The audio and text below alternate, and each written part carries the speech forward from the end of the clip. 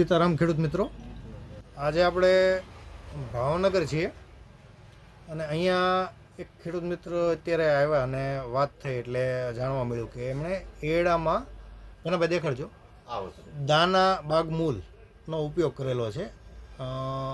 ઉપયોગ કર્યા પછી આજે ભેગા થયા અમે, એટલે મેં પૂછ્યું ભાઈ કેવું તમને રિઝલ્ટ મળ્યું, કેમ ફાયદો થયો?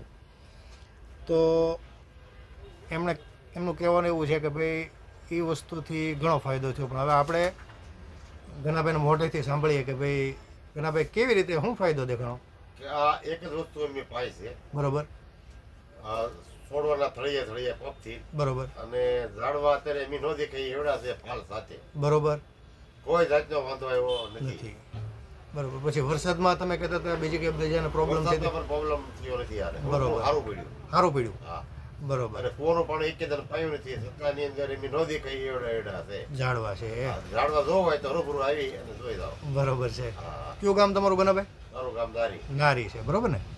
અને અત્યારે તમે આ મને પૂછ્યું હમણાં, તો આ ઘઉંમાં પાવાની ઈચ્છા તમારે થઈ છે? હાથ પાવું છે, બીજું એક કે નહીં. તો 1400 રૂપિયાનું છે ગનાભાઈ, મોંઘું નહીં પડે? ન પડે મોંઘું.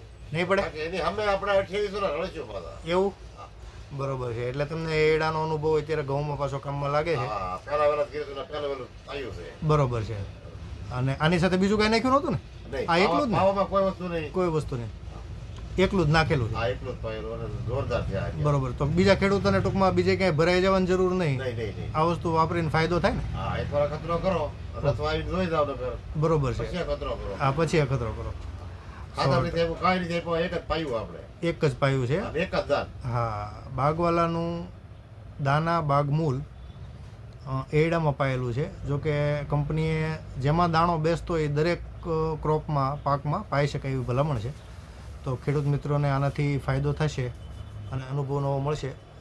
આભાર.